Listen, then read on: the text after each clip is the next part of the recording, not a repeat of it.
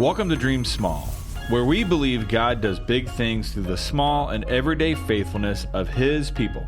I'm Jason. And I'm Whitney. We're a family of 8 who's fostered, adopted, and stumbled our way through learning that small, everyday choices can change lives. In a world that tells you to chase big, we dare you to dream small. Because you know what? It's not about chasing fame. It's about choosing faithfulness. Welcome back to another episode of the Dream Small podcast. You guys, you are in for a doozy today because we are talking about my least favorite subject ever, finances. That's right. We're talking about money. And we, a lot of times people talk about foster parents doing it for the money. So we're going to share with you what the state of Indiana looks like. And then I guess you can decide if you think it's worth it to do it for the money. Spoiler alert. Before we get started, we hope you guys all survived the frozen white death over the weekend of this massive winter storm. I mean, the majority of our country has seen it, right? It's wild. Most of you probably know what we're talking about. Luckily, we live in Indiana, northern part, or central part. Central. Definitely not northern. Well, not southern. The main point being we didn't get any of the ice that some people got, which is awful. That's terrible. Yeah. Yeah, ice sucks. So if you got ice, I'm sorry. Be safe. Be safe. Stay home. Adhere to the travel warnings many people don't want to do. And now we are blessed with the entire family being home tomorrow for a snow day. I mean, we were all snowed in today together, and it really wasn't that bad. No, the only thing that stinks is it's supposed to be so cold. We don't know if we should send the kids outside or not. Like, it feels like temp in the morning is negative 20. Right. When you have some immunocompromised kids, it really makes you stop and think. And it stinks because they're still kids, and they don't understand the whole, it's really not good for my health. They want to be kids, right? I mean, most adults don't understand that based on what they eat either, right? That's a good By point. most adults, I mean us. So, did you just call me fat? Call me fat. What's your mom say? Healthy. Healthy. You look healthy today. Look healthy. All right, let's get into it. Talking about finances. Yay. So what we're going to walk you guys through in the state of Indiana, the different financial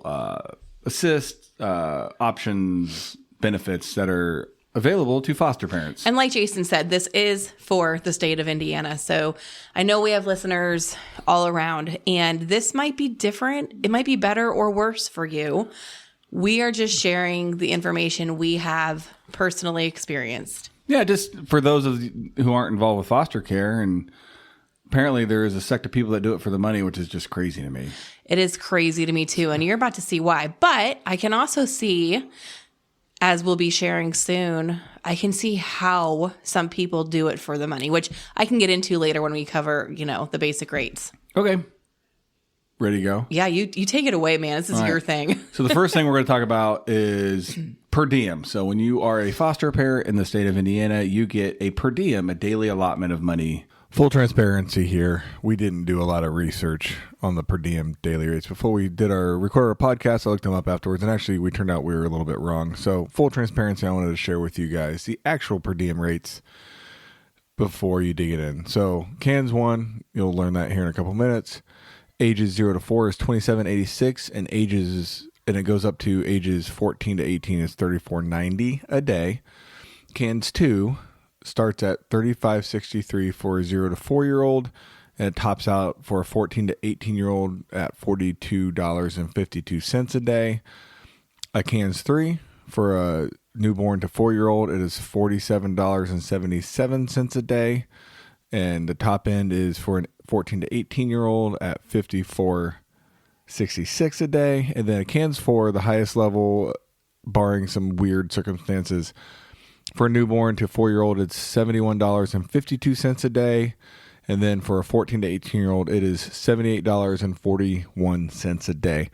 Like I said, you'll hear it here in a minute. The original numbers we shared were off a slightly bit, and I want to be fully transparent, so I wanted to add this in there. So all the same principles are the same, just here were the actual rates. The way it works is at the end of the month, you submit for the prior month. So February's coming up. In February, we'll get paid January's per diem. And this per diem is designed to cover everyday costs. So you're thinking food, clothing, routine care, shampoo, hygiene toothpaste, stuff. Yeah. I mean, if you have children with ethnic hair products, lotions, all the stuff. all the things like that we buy for ourselves or our children, right? So all the things, school lunches. Well, I don't know. And for our case, school lunches, public schools, children in foster care typically get the free lunch. Do they? Because they're on Medicaid. Good. But for our sake, we pay. Yep. So per diem is based on level of need and age. There's a combo. So kids get a quote unquote rating. It's called a CANS score, Which is child's advanced needs assessment needs. I don't know, something like that. Why don't you look it up? When I worked in Pennsylvania, it was called a risk assessment. And it's the same thing in Indiana, but it's a CANS assessment. Essentially, you're looking at the level of risk, the level of support the kid needs. It's typically based off of the environment they were removed from and the presenting challenges that they are currently facing. According to Beauregard, Your Chat GPT friend. it says CANS stands for Child and Adolescent Needs and Strengths. Oh, I was so wrong. Well, we would never have gotten there. Samsonite, I was way And I off. also should have known that. Huh. Oh, well. So, a quote unquote normal child. Wait, go back. Let's see how your memory retention is. What does CANS stand for? Child assessment needs and strengths. I remember Fail. that. Adolescent. Oh, right. Oh, my goodness. Child and You're adolescent. losing your mind. Needs You're and only strengths. 41. Adolescent's weird. I get it. I guess teens you don't call child. Anyway, they're kids. Anyway, so kids are rated. There'll be a quiz at the end. Based on their CAN scores, based on their level of need, and they combine that with age to give you a dollar amount. So, for example, CANS 1, that's your quote unquote normal kids. Normal developing, Like no advanced needs, no additional no needs. therapies, no medication. Typically, newborns definitely fall into this category because they're start not with. receiving services Unless they have medical stuff right out the womb, right? yet. Yes, unless like very, very serious medical stuff. Right. Yeah. Yeah. Sorry if you guys hear that. Our dog is apparently Losing not. her mind. She's a doodle. What can She's you say? trying to dig a hole in the rug under the table. So basic foster care, level 1, it goes up every 5 years, like babies to 4-year-olds is one. you get a little bit, there's a bump in the rate as the So child gets older The range is $18 to $23 per day. for basic foster care. So you have a newborn or a young child with no needs placed with you, it's $18 a day. If you have And that includes paying for diapers, you guys. if you have a 16-year-old that's a normal developing kid with no behavior stuff, they are $23 a day. Right. Typically, older kids don't generally fall into CANS 1 because they're getting some therapies, they're getting some stuff that they need because that's true. they've been through crap. Yeah. So, Although sometimes it feels like certain agencies try to fit children in lower CAN scores when they shouldn't be in lower scores.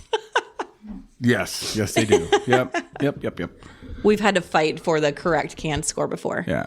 When you're spending multiple days at the hospital with a kid with appointments and they're like, oh, they're normal developing. No, they're not. Normal kids don't go to the hospital. They actually have multiple times a 8 week. specialists. Thank you very much. Yeah.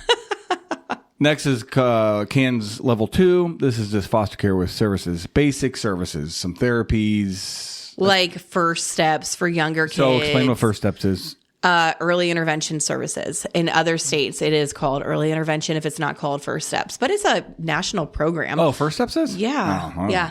But first steps is developmental services for birth to 3. And once a child turns 3, they age out of it. So then you need to seek private therapies such as occupational, physical therapy, speech therapy, behavioral therapy, vision therapy, all the things. So that's what that is. So basically, if you have a child with you, if you have an elementary school child with you who receives PT and OT, you might be looking at the upper end of that level. You might be looking at that level 2 CAN score. Yeah. And that is $26 to $31 a day, depending upon their age. Yes. So the younger they are, they're $26. If they're probably 16, 17, 18 years old, it's $31 a day. And then you move to CANS 3, which is therapeutic foster care. And that is $38 to $43 a day. And this is last year's rates, by the way. They're up a little bit higher this year. You didn't pull this year's rates? I couldn't find them. Huh. I didn't try really hard. in all of your prep work. I didn't try really hard. So the therapeutic foster care, that's just a little more intensive services. And did you just say the price on those? $38 to $43 a day?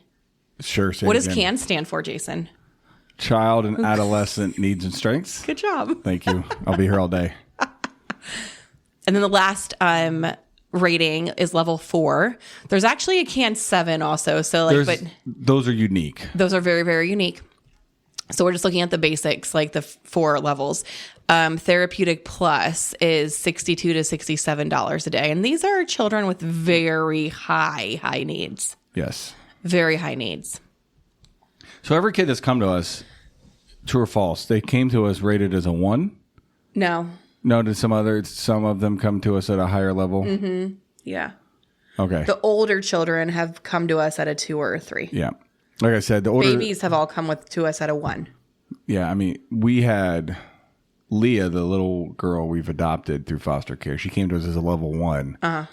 And by the time we adopted her, she was a level 3 just because of all the additional That was an interesting situation. She was a level 3, but we were reimbursed as a level 4. But they didn't want to actually give her the level 4 for some reason.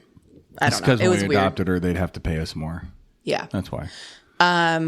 So, but for example, the other little guy we adopted him. He was a level 1 for the first 2 years of his life.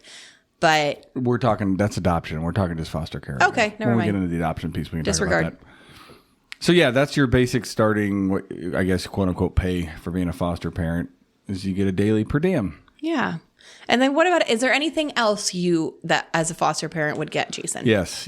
I'm glad you asked. As actually, there is more that you get. It's like I can read your mind. That's so good. Yes. We are so connected. When a kiddo comes to you for the first time, you get a $200 clothing allowance from the state to spend at... specifically Burlington Coat Factory. Is it Walmart now too? No. I thought I read or heard, or I thought... That would be amazing. Not since our last placement.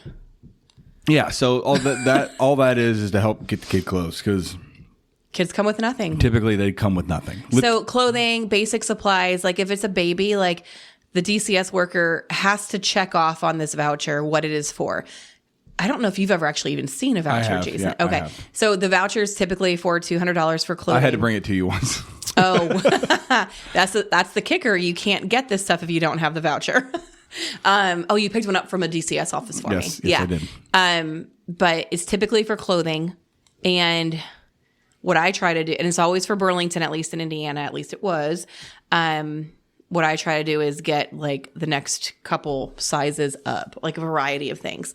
But it can include essentials like a baby bathtub or blankets, a play mat, blankets, swaddles, bottles, sippy cups, that kind of stuff for younger kids. For older kids, it's clothes and sneakers, jackets. That's what older kids need.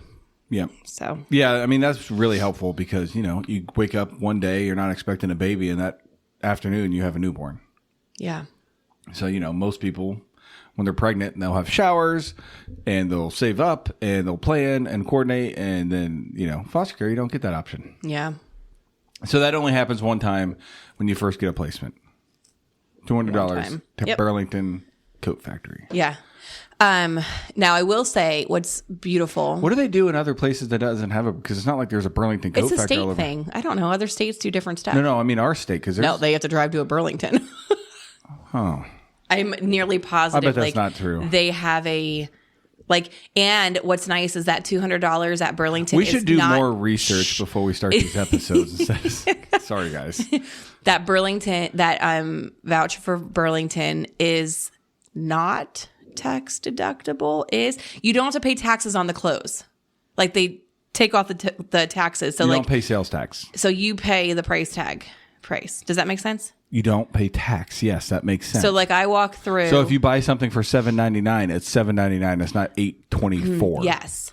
Yes, you don't pay sales tax. Yes. Okay. That's all you have to say. Everybody knows what that means. Okay. I'm done. Good. All right. Quit. Next, each year we get annually we get up. Each foster child. Yes, not us. We. for a foster child, each one of our foster kiddos gets a $300 allowance annually for extracurricular activities, school supplies, activities, stuff like special toys, Yeah. Like something fun for them, which is nice. It's $300. Yeah, that's helpful. It's very helpful. Yeah. But then I struggle with it because I'm like, man, like there's so much you can do with that. And then there's only so much you can do with that. Yeah. Like you buy something like we bought, a water table for a kiddo with that and like a outdoor sandbox kind of a thing.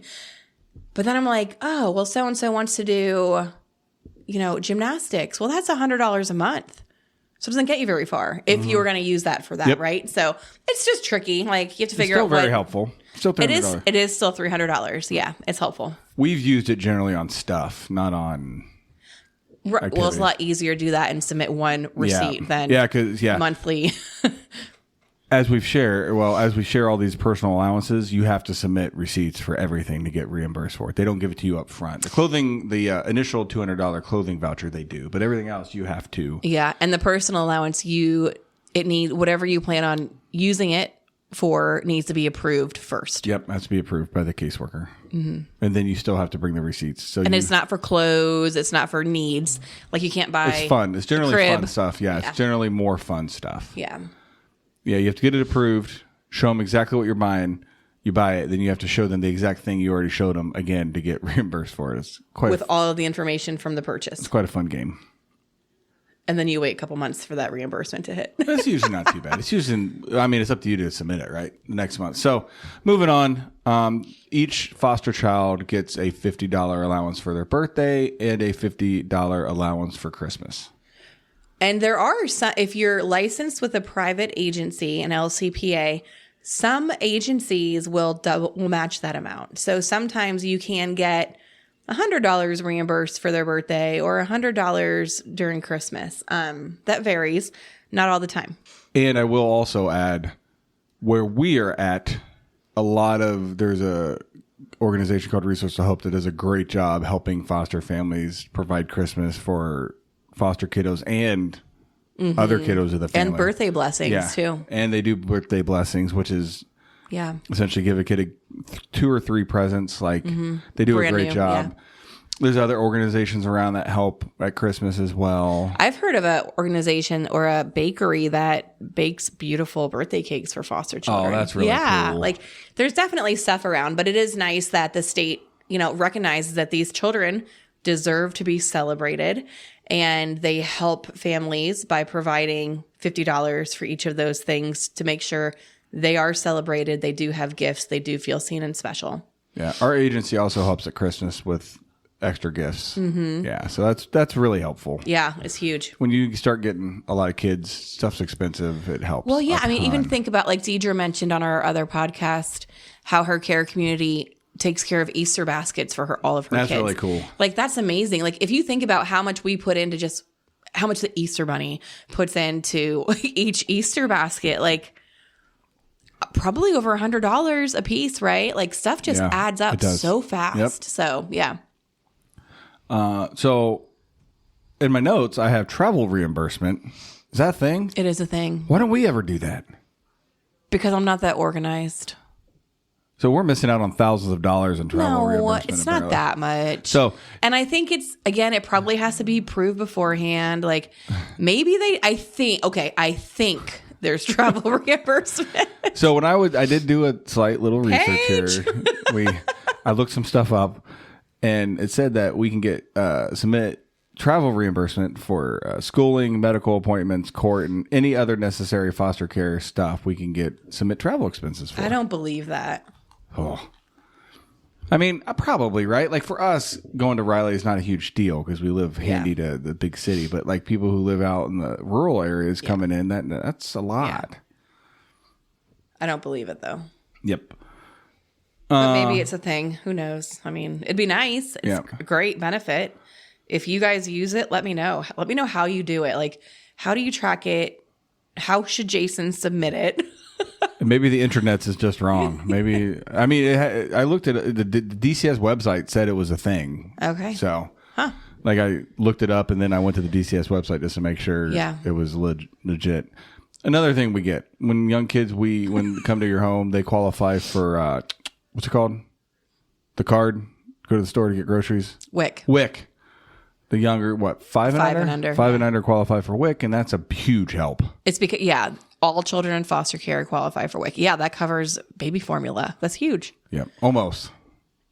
We don't get through a whole month. Almost. I typically have to buy 2 cans a month, but 2 cans a month versus 12 is really nice. Better, yeah, for One little can is $25. It's crazy. It's crazy. Yeah. So that is incredibly helpful. Mm-hmm. Yes. And WIC is also a national program, if you didn't know that. I did not. Yeah. That's nice. Mm-hmm. So how payments are made, we kind of touched on this. So it kind of... You're not going to talk about the education fees? Oh, go ahead. I just read over it. Go ahead. I thought he was... Well, that's actually what I laughed about before you mentioned WIC. Oh, go ahead. I chuckled. So Jason's notes say that foster parents should not, in bold, pay school textbook related fees out of pocket, that they can be reimbursed. I chuckled because there must be stipulations to this, because I tried to get reimbursed for the registration fee for our foster child for school, and they kind of laughed at me. So yeah, we sent our kids, we've shared before, private Christian school, and they didn't like that. No, and they haven't helped with any of it, like the tuition, the material fee, the technology fee, the school supplies, which again, it's fine. We get the per diem, so that's what it's something for. to help for. Yeah. Yep. So how payments are made 2 ways. If you are a DCS licensed family, you go onto their online portal. It's called Kid Tracks. You fill it out. You hit submit. Do you feel like it's easy? Yeah. Once you get used to it, yeah. It's honestly easier than the way our agency does it. Okay. And then if you go through an agency, you submit it through the agency, and the agency actually pays you, because TCS pays the agency, and then the agency pays you. Yeah. All of them have some sort of form where you submit the number of days, the dates. And then if a child's in respite, the respite provider bills for those dates. You don't get per diem for your foster child on the days that they're in respite. The person caring for that child gets that per diem. True. Right? I think so. Makes sense. Yeah. I don't know. We're doing a great job here. I just put stuff on the paper, and I don't ever actually verify what I submit is actually what goes in our account either. It's just like, okay, I trust the agency did it right. Should I trust you with her finances? No. If you did them, you'd probably spend less. So maybe it might be a good strategic thing. Other supports for foster kiddo. So every foster kiddo, we've never encountered this, but DCS provides liability and property insurance, because some of those older kids that have been through all of it, they can have some behaviors that result in some damage to your house. That's interesting. I don't know that I've ever heard of this happening. I'm trying to think of situations where I know that people have had property damage, and I've seen them asking, will DCS pay for this? And I want to say no, but maybe there's just like red tape to work through to get there. I'm sure there's a ton of red tape. I need to talk to the right person. Yeah. And I mean, our experience, like we've shared, are typically with younger kids. Some of the older kid stuff we were not very experienced with. Right. There is a community-oriented foster family app that shows you places that offer discounts. It's called the Foster Friendly app, and it's wonderful. Is it state?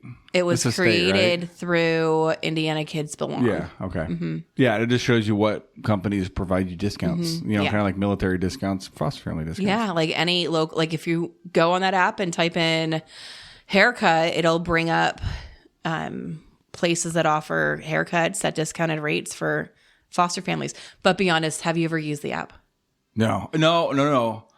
I've downloaded it and looked at it, but that's it. Yeah. I've never used it for anything. I know it exists. Yeah, and it's grown. It's only a couple of years old, and it's definitely grown. They've got more. I think I downloaded it right after it started. I was like, okay. Yeah. No thanks. Oh. I was just like, it was. You might be missing out. I'm missing out, I'm sure. I haven't either, though. So. And I would also encourage any foster families listening, when you go out, play that foster family card. Play the card? Play the card. Jason. Like, get it. I mean, 10%'s 10%. 5%'s 5%. Yeah. Free drinks are free drinks. Go play that foster family card. Says the former Army vet who forgets to ask for military discounts. That's just because I forget I'm a veteran. It's not because I have a moral thing against it. It's because I forget to ask. That's all. Yeah. I should ask more, but I forget. Do you remember when that local, what's it called? Local swimming place offered free swim lessons for foster families? That was awesome. Was it Aquatots? I think it was a chain. I think it was sounds Aquatots. right. Yeah. Yeah, it was up on the north side. We had to drive a long way, but it was awesome. It was worth the drive. 100%. Yeah, so it was one of those bougie indoor like swim something we could never afford otherwise. And they were offering free lessons for foster kiddos, which was fantastic. With us having a pool and kids come to our house that have never been around water, it was awesome. Yeah, it was really, really, really Apparently, awesome. I need to create a new account for the Foster Friendly app. So there's that. We're not going to... So there is support for relatives and kinship. We don't know much about that because we don't do that. Like, I do know you want to go that... into some? Okay, go ahead. I don't know much about it. So but explain what kinship care is. Love, Jason. People don't know what kinship is. Explain what that is. Kinship is if you don't need to be licensed to be a kinship caregiver. If you are a family friend or a relative of a child, they can be placed in your home as long as you pass checks as a kinship placement. So it can be a grandparent, an aunt, an uncle. It could be, if it was my best friend and she was like, I don't want her kids to go in foster care, I will take them into my home. If you listen to Deidre's story on her, was it episode 33? I think it was episode 33. Yeah. If you listen to that story, she was able to foster and then adopt a child. She only met once, but they were able to kind of like work around the red tape by saying she'll be a kinship placement because she had met her. Yeah. And she didn't know much about her. Like they met once, but she was able to take her in as a kinship placement because she was not licensed as a foster family. I will say for those kinship caregivers out there, there is much more support if you get licensed. Yeah. There are new laws in place. They're working on ways to support kinship caregivers more. But your best bet is to do the paperwork and become a licensed foster family, even if it's only to care for that kinship placement. Will they get you will diems? Access more support that way. Yes. Yeah. So kinship care, they don't get a lot of the benefits that we've just listed. Like they don't get the per diem. I doubt they get the. No, because they're not considered a foster placement. Yeah. So they don't. They're very limited on the support they get. So getting just licensed would make a ton of sense. Yeah. That's all I got for you about that. That's all I got to say about that. So another thing, kids that in foster care are on Medicaid. So that is nice that medical costs are minimal. Yeah, we are not responsible as foster parents for providing health insurance for children in our care. Yep. Every child in foster care comes with a Medicaid card and or a Medicaid number. The majority of kids have come to us have not had a card. I still don't have a physical card for several of them. But they do have Medicaid. So there's that. You should not be responsible for any medical bills whatsoever for a foster child. If you've ever dealt with the Medicaid system, it's a pain. Yeah, I just opened up a letter tonight that Medicaid decided to change one of our kids' primary care providers. And they do this every couple months. And I don't know why. I keep changing it back. But it's annoying. But it's just a phone call. Just have to change it back again. But it's just like, why? Just leave it alone. All right. Let's talk what happens when you adopt a kid through foster. Is there any sort of in foster care, isn't there a child care if you have to put your kid in daycare program? That's cute. There used to be. It was called CCDF, and it was a child care something voucher, and it would cover a certain portion of child care assistance through CCDF approved providers. So you were limited on where you can send your child, but there was a lot of approved providers.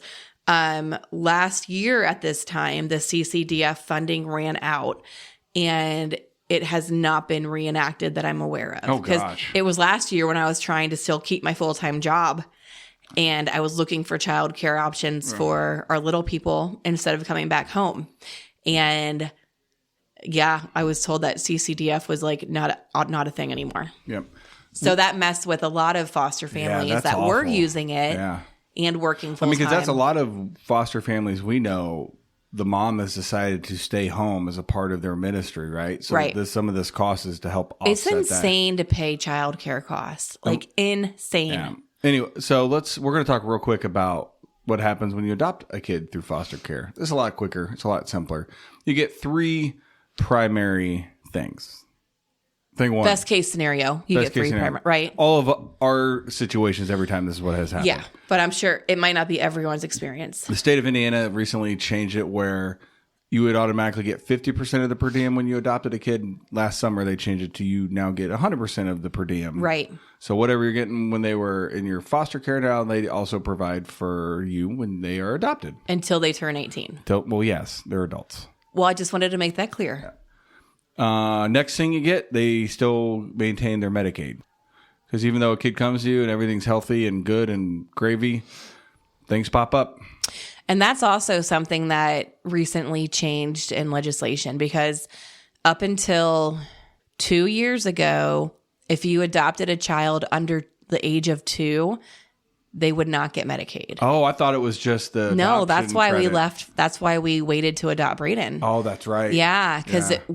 if we would have adopted him before he turned 2, before his second birthday, which we could have, if we would have adopted him before he turned 2, he would have not gotten Medicaid, which we wanted Medicaid, especially when you have a younger child who is not presenting any problems, but you know that they were born exposed to a lot of substances. You don't know what will come in the future. We'll use Brayden as an example. We adopted him. He was a level 1, CANS 1, normal, quote unquote, developing kid. Yeah. And within 6 months of him being adopted, he got diagnosed as level 2 autistic and Yeah. is in a center now, right? And that's fine. It's just, it requires some additional levels of care, right? Absolutely. Yeah. So I'm so thankful we waited for Medicaid, because Thank goodness. Medicaid is absolutely helping pay for that private ABA therapy, Yep. right? So you get per diem, they help pay for attorney costs, not all of it, but they help pay. They give you, it's supposed to be the amount to cover basic attorney costs. If you need the attorney to do anything outside of like filing for adoption, you need to pay more to the attorney. But DCS does cover the base cost. I mean, most and I think cases it's like end up- $800. No, it's more than that. 1,000, Okay. 1,200. I think most cases require just a little extra. So they're still out of pocket adoption. Yeah. And then, so we talked about per diem, we talked about Medicaid. And the last one is if you adopt a kid out of foster care, you qualify for a federal tax credit. Essentially, it's you are adopting a kid that's quote unquote hard to place. So they give you a very generous tax credit. It's around $16,000. I might be wrong on this because I'm not the math person or the finance person. I mean, let's be real. Math. But isn't that divided over a couple years of tax refunds? It depends what your tax liability is for the year. Okay. So if you are a lower income earner, you can absolutely spread it out over years. If you are a higher income earner and you want to use it all in 1 year to minimize your taxable liability, you can do that. Okay. So to answer your question, depends. It depends. I think that's about it. Talking about all the monies. Yeah. I'm sure we missed some stuff. But I do want to highlight, you guys, and I know unfortunately there are people that actually do foster care for the money, which blows my mind because we don't break even. Holy cow. Like not anywhere close based on what we provide for the kids versus what we're bringing in for the kids. Like it does not break even. There's not extra going into our bank account. Help pay for Hank, that sweet van of ours. But I want to point out that foster payments are not a paycheck. All of these reimbursements are meant to support the costs related to caring for that child in your care. And if people aren't doing that, then shame on them. And if they're not, you need to report them. If Yeah. you know people who are foster parents that are not using, It's not fair to the child. if they're not using the funds they're getting for that child, you need to report them. It's sad that happened. Ugh, it makes me sick. I mean, just from Bree's story when she told us back, oh, good grief. Right. I'm thinking like going to school in pajama pants that they don't won't- fit you at all. But then she was, I think, a level 3 or a level 4. So they were making money on her. And she wasn't the only. Oh, it makes me so mad. Get me going. Yeah. Get my blood boiling. Yeah. Of course, sometimes we send our own kids to school with clothes that don't fit. Not because we don't buy them clothes, but just because they grab the wrong pair of pants in the morning and before we know they're out the door. And Our it's like, foster daughter went to school in a shirt a month or 2 ago. And I was like, oh, that's a really cute, like, little tunic, I guess. And then I was doing her laundry and I was like, oh, it was the baby shirt. It was a 2T. And she's like a 5'6". I was actually thinking of Leah when that one pair of pants she wore that was like high waters. Well, that girl, she's just hard to get clothes for. She's so skinny. Green bean, a muscular green bean. I think it's string bean. I don't think it's green bean. Okay, you're the vegetable pro. I think it's string bean. I can't be sure. Yeah, she's just this skinny little ball of muscle. String beans are green too, pal. Okay, never eaten a string. The baby's not happy with you. Yeah, the baby's not happy. All right, we're going to wrap this up since the baby needs us. All right, you guys. Thank you. Sorry about So every time we end it the same way every time where we're going to say, okay, guys, thanks for joining us. Now Dream Small. And we pause and I look at her and she looks confused every single time we get to this part of the episode. It's not in the notes. So I don't know. I don't know what you can take from that and Dream Small, but I hope it answered your questions. If you were thinking that you could do this for the money, more power to you, because I don't know how people do it, but we're very thankful for the reimbursement that we do get. It's helpful. It's very helpful. It's very helpful. We are not bashing. We are not complaining. We are very grateful for all of the support and the help we do get. And in no way, shape, or form does it fully cover a single child. So just to be mindful of that. If you're doing it right, if you're in it for the right reasons and doing it for the right things and loving these kids as your own, yeah, it's helpful, but it's not all of it. So take from that what you will. I don't know how I can turn that into like, go dream small this week, but hey, keep dreaming small. We'll see you next week. Thanks for listening to the Dream Small podcast. If you're listening on Apple Podcasts, please tap that follow button and leave us a review. It helps other people find my mom and dad's show. If you're on Spotify, please give my parents a follow and a 5-star rating. And wherever you listen, don't forget to share the show with a friend who needs a little encouragement today. You can also follow us on social media to stay in the loop. Instagram at Dream Small Podcast, Facebook Dream Small Podcast, and Twitter X at Dream Small Show. Or email us anytime at dreamsmallpodcast@gmail.com. We love hearing from you. And remember, just dream small. See you next time.